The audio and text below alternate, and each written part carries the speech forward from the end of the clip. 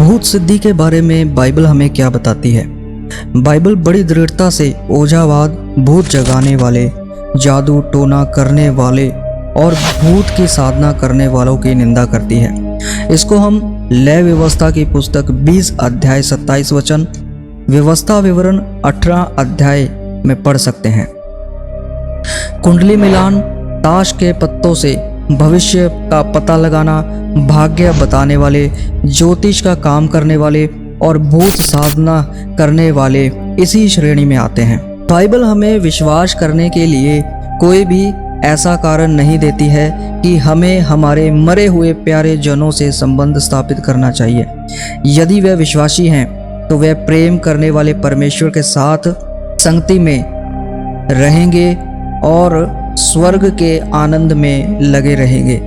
यदि वे विश्वासी नहीं हैं तो वे नरक में परमेश्वर के प्रेम को इनकार करने और उसके विरुद्ध विद्रोह करने के कारण पीड़ा उठाएंगे या दुख उठाएंगे। इसलिए यदि हमसे प्रेम करने वाले हमसे संपर्क नहीं कर सकते हैं तो कैसे ओझा या भक्त या भूत की साधना करने वाले ऐसे सटीक सूचना प्राप्त कर सकते हैं। भूत की साधना करने वालों की बहुत सी घटनाओं में धोखाधड़ी पाई जाती है। यह प्रमाणित हुआ है कि भूत की साधना करने वाले साधारण साधनों के द्वारा असीमित मात्रा में बहुत सारी सूचनाओं को इकट्ठा किया जाता है। भूत सिद्धि करने वाले सूचनाओं को कैसे प्राप्त करते हैं और कहां से प्राप्त करते हैं?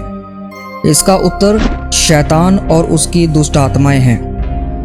ये कुछ अचंभे की बात नहीं है, क्योंकि शैतान आप भी ज्योतिर्मय स्वर्गदूत का रूप धारण कर सकता है। इसको हम वचन में पढ़ सकते हैं। इसलिए यदि उसके सेवक भी धर्म के से सेवकों का रूप धरे तो कोई बड़ी बात नहीं, परंतु उनका अंत उनके कामों के अनुसार होगा। दूसरा कुरिन्थियों में हम इसको पढ़ सकते हैं। प्रेरितों के काम 16 अध्याय में हम एक भावी बताने वाले को देखते हैं जो लोगों के भविष्य को बताती थी। जब तक प्रेरित पौलुस ने उसमें से दुष्ट आत्मा को बाहर निकल जाने की आज्ञा नहीं दी, तब तक वे उनके पीछे लगी रही और लोगों को बताती रही, देखो ये परमेश्वर का जन है और परमेश्वर की बातें बताता है, परमेश्वर का सुसमाचार प्रचार करता है, इसकी सुनो। पौलुस परेशान हुआ, मुड़ा और उसमें से दुष्ट आत्मा निकाली गई। ये चीज हमें दिखाती है कि वह भविष्य बताने में सक्षम थी और उसमें से दुष्ट आत्मा जब निकाली गई तो यह चीज भी दिखाती है कि ये काम दुष्ट आत्माओं के होते हैं। शैतान दयालु बनने के लिए कुछ भी करता है और ऐसा करके वो लोगों के बीच में काम करने की कोशिश करता है। वह कुछ अच्छे के रूप में अपने आप को प्रकट करता है।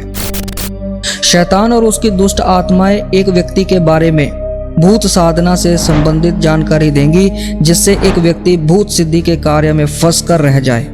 और ये सभी बातें जो हैं परमेश्वर मना करता है।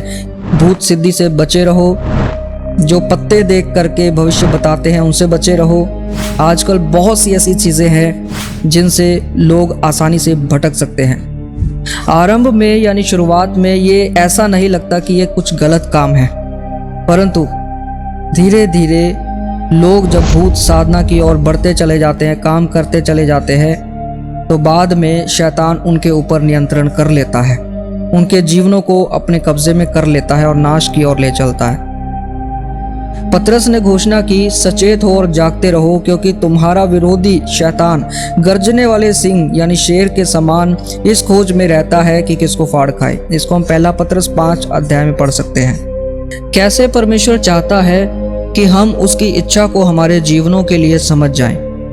परमेश्वर की योजना बहुत सरल है, तो भी सामर्थ्यशाली है, प्रभावशाली है।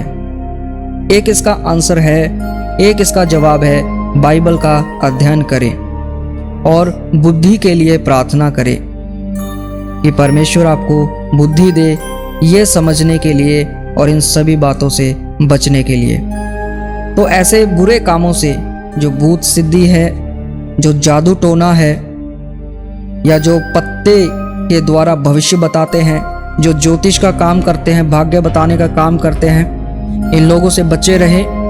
ये लोग जो हैं दुष्ट आत्माओं के द्वारा काम करते हैं और एक व्यक्ति के जीवन में दुष्ट आत्माएं इसी तरीके से प्रवेश करती हैं और उनको फंसा लेती हैं।